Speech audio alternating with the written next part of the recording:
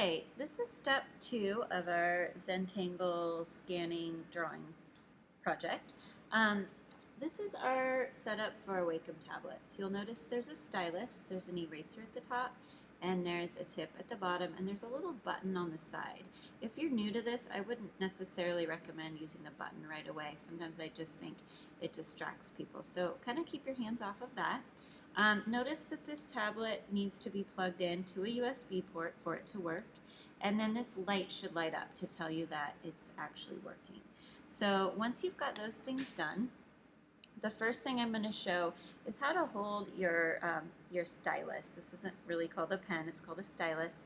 And the first thing I think a lot of new people do with this tool is they try to kind of hold up, push their elbow up, and they just try to touch down on the screen. And what happens when you're doing that is you don't have a lot of control. It doesn't really feel like a mouse. Your cursor jumps around in weird places. So you want to make a fist out of your hand and lay it down right on the tablet, and it's going to almost feel like if your fist is your mouse, you can move it, scroll it, the arrow moves back and forth as you can see on my screen, and when I want to click something, I just push down. So don't ever try to hover because you're not really engaging the stylus if it's too far away from the tablet. One other reminder is don't ever set your stylus down and then try to pick up your mouse, because it basically thinks there are two things happening at once, and it kind of freaks out the system a bit.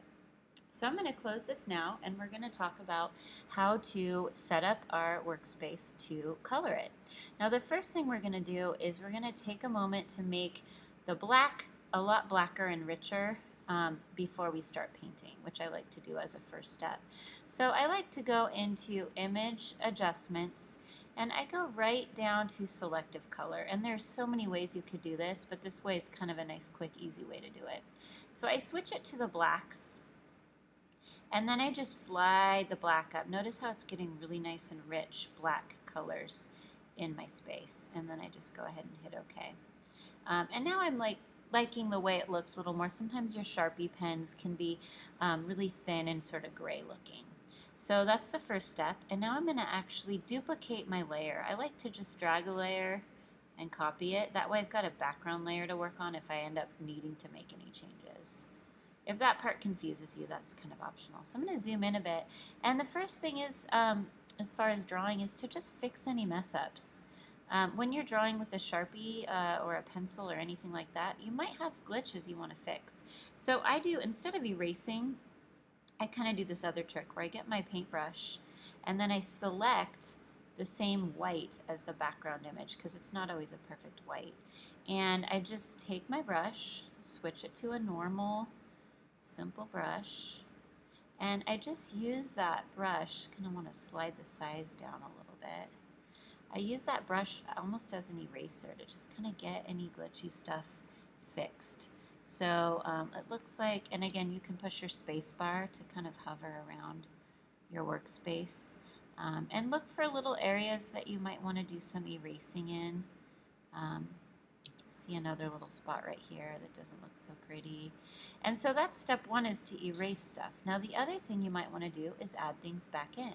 So I notice right here and here, those two spots probably are going to let my color come out. So I'm going to get a really tiny brush, and then I'm going to make sure I've got black, and I'm just going to clean up. Oops, make sure I've got black there. Quite get it. Make sure I've got those areas closed off.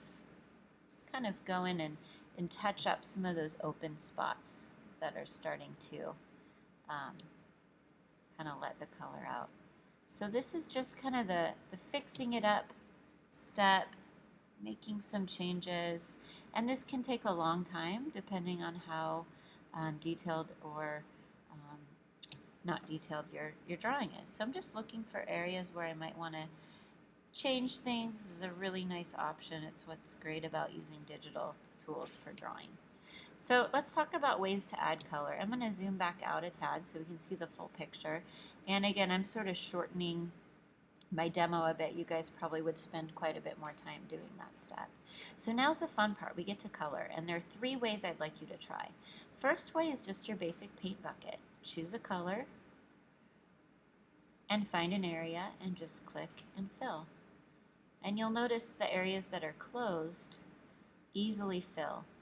Every so often you'll find a spot that sort of pours out into the rest of the page, and that means you probably need to go back in and adjust it, maybe put in more of a line or something like that.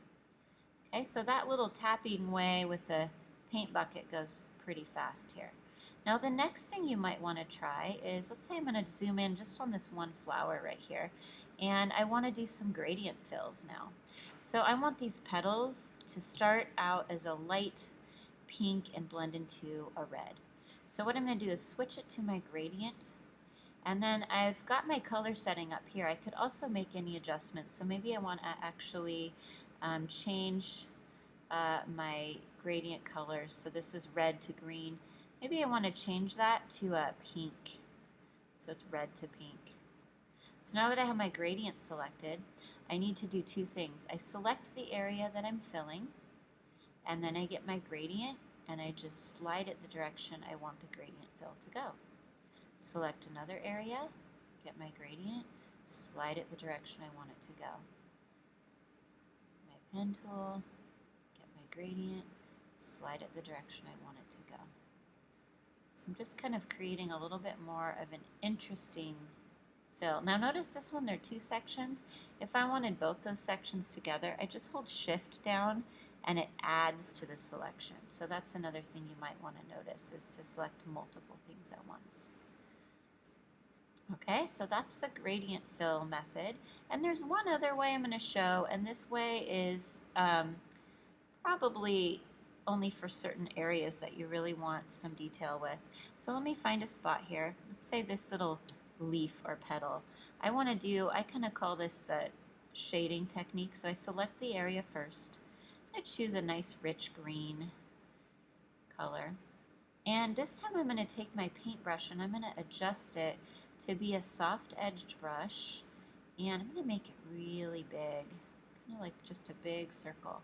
And this time I've got this selected, so I'm going to just kind of softly shade, and see I'm just going on the edges here. So it's just only painting the edge, and then I kind of leave it and go Command D to deselect.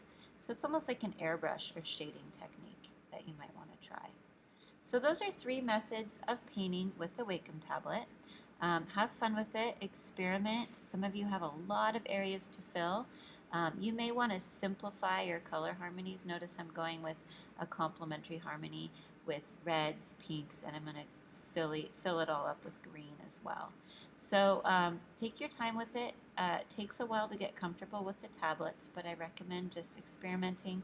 If you decide your first round doesn't look like you'd like it, hide that layer or create a new one, and you still have your background layer to work with. All right, enjoy coloring with Photoshop.